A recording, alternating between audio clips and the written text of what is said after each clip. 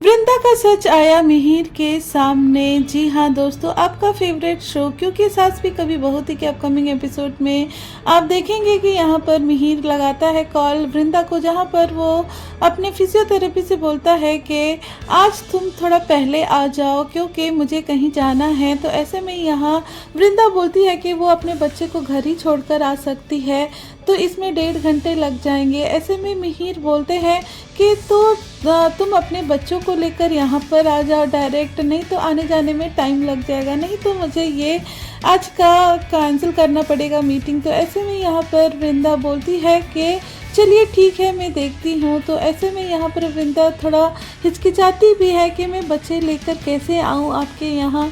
तो यहाँ पर जो मिहिर होता है वो कन्विंस करता है कि नहीं आ जाओ, इसी बहाने मैं उनसे मिल भी लूँगा। तो यहाँ पर वृंदा बोलती है ठीक है मैं आती हूँ। ऐसे में यहाँ पर बच्चे लेकर वो जाती है मिहिर के पास, जहाँ पर मिहिर काफ़ी खुश होता है बच्चों से बात कर कर। वहीं यहाँ पर मिहिर बोलता है कि मुझे बच्चे काफ़ी पसंद है और ये शोर करते हैं तो उससे मुझे कोई प्रॉब्लम नहीं हो। इस तरफ हम देखेंगे कि यहाँ तुलसी अपने बेटे गौतम को याद करती है और यहाँ वृंदा से बोलती है कि उसके लिए सारे बच्चे एक समान हैं, लेकिन पता नहीं गौमसी मेरे साथ ऐसे क्यों बिहेव करता है। वहाँ पर शोभा गई है लेकिन शोभा का अभी तक मेरे पास कोई कॉल नहीं आया कि गौतम कैसा है और किस हालात में है। ऐसे में यहाँ वृंदा समझाती है तुलसी को कि आप एक बार आप फ़ोन कर लीजिए अगर शोभा दीदी कॉल नहीं की है। तो ऐसे में यहाँ पर जो तुलसी होती है वो कॉल लगाती है शोभा को। तो शोभा बताती है कि भैया की हालत एकदम सही नहीं है, फिनेंशियली भी वो काफ़ी ज़्यादा डिप्रेस्ड हैं और ऐसे भी उनका सही नहीं है, भाभी भी घर छोड़कर चली गई है।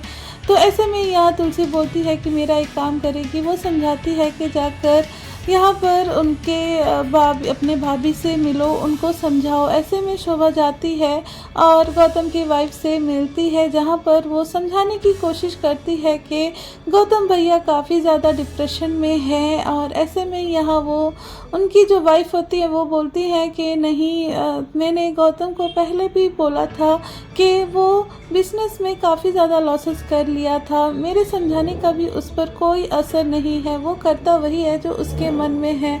तो यहाँ पर जो शोभा होती है काफ़ी ज़्यादा समझाने की कोशिश करती है अपनी भाभी को कि प्लीज़ आप घर आ जाइए भैया के पास, तो उनको अच्छा लगेगा, वो काफ़ी ज़्यादा डिप्रेशन में है इस सब की वजह से। तो यहाँ पर जो उनकी भाभी होती है वो साफ मना कर देती है कि अब ये संभव नहीं है कि वो वापस यहाँ गौतम के पास जाए, क्योंकि वो अपना जो अपने बेटे के लिए जो स्टैंड है वो भी नहीं ले पाता, कुछ कर नहीं पाता है।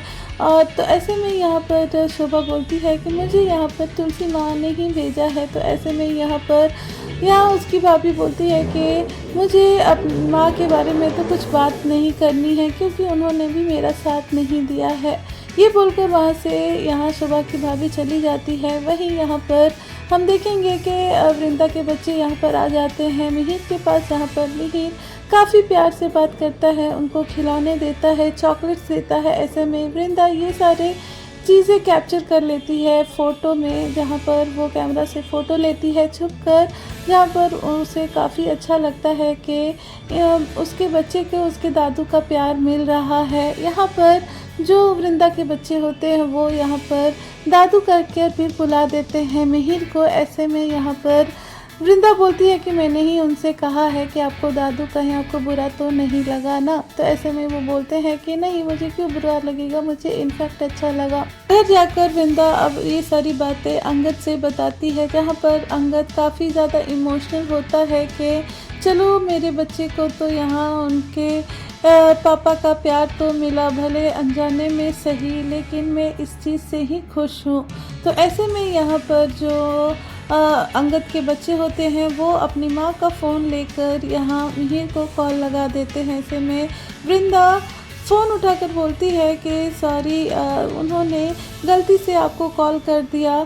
तो ऐसे में डांट लगाती है। तो ऐसे में यह मिहिर बोलता है कि आप तुम ऐसा क्यों कर रही हो, मेरे बच्चों को फ़ोन दो, वो तुम ऐसे कैसे कर सकती हो, उनसे फ़ोन कैसे छीन सकती हो। ऐसे में यहाँ मिहिर बोलता है कि आप दोनों नेक्स्ट डे भी आप आ जाइए अपनी मम्मा के साथ। तो ऐसे में काफ़ी खुश हो जाते हैं बच्चे ये बातें सुन कर के। उनको फिर से यहाँ पर मिहिर दादू के पास जाने को मिलेगा। ऐसे में जब जाते हैं बच्चे नेक्स्ट डे यहाँ मिहिर के पास, तो मिहिर से बात करते हुए यहाँ पर वो बोलते हैं कि उनकी स्टोरी भी एकदम लव कुश जैसा है। उनके पापा को भी उनके पापा से बातचीत नहीं होती है। यहाँ पर मिहिर को डाउट होता है और यहाँ स्कूल के जो बुक्स हैं उसमें सारा सच पता चल जाता है, जहाँ पर वीरानिस का नाम लिखा रहता है।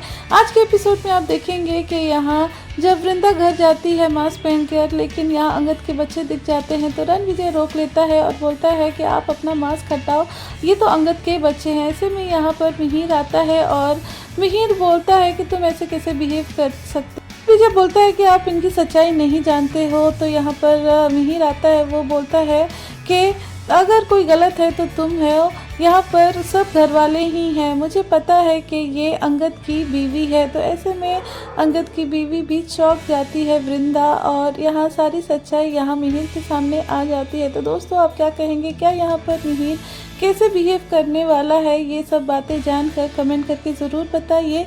चैनल पर नए हैं तो चैनल को सब्सक्राइब ज़रूर करें। वीडियो अच्छी लगी हो तो लाइक करना ना भूलें ऐसी और अपडेट्स के लिए।